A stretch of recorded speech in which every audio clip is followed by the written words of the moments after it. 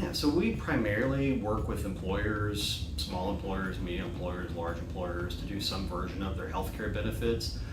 Now that's expanded in the last few years, where we also do a few of the IRS filings for compliance, as well as doing HR tech. So we've been in the HR or the Ben tech space for the past 6 years now, and we've been developing a lot of the connectivity between the different payroll providers and the technology providers. We really felt like we needed to wrap not just the insurance, but make it easier without having to get stuck with just one provider.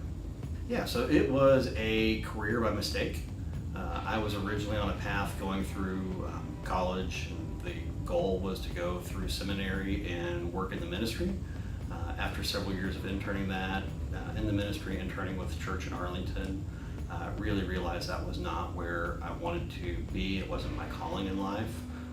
And so I went back in to do something that I thought would be helpful, problem solving, and actually really use a lot of things I learned, psychology, social work, and the data analysis side. So ended up with insurance.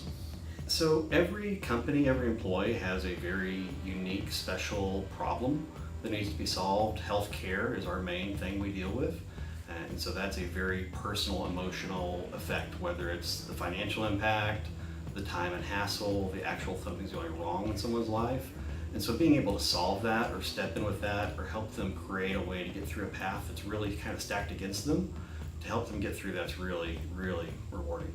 Yeah, so that was a shock, number one, to get that award. It was one of the Broker of the Year finalists for a publication, an industry trade publication called Benefits Pro.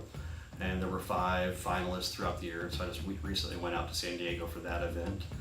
But that actually has a lot to do with the development I've done between our agency, the technology, a lot of the work with other agencies we do when we're co-brokering work and trying to build a better client experience, because we started rating things like, if we're truly successful, it's not just the less bad insurance renewal, it's, are we restoring wealth in a company? Are we actually doing things that attack opioid addiction? Are we having things that impact mental health? Are we finding things that don't cause barriers to care but cause better care? And can we rate things with like a net promoter score, or can we rate it with, are we able to return wages to the company? Something in there, because healthcare is such a huge expense. If we just keep letting it go up 5 and 6 and 12 and 20% every year, there's just not enough left to go around anymore. So that's just a big problem. We don't want to do less bad anymore. We actually want to do good. So the Capella Chamber is one of the great ones that I've been involved with, because you have a lot of good interaction with both staff and other members in a way that you don't get to in a lot of chambers. It's more personal, it's more interactive.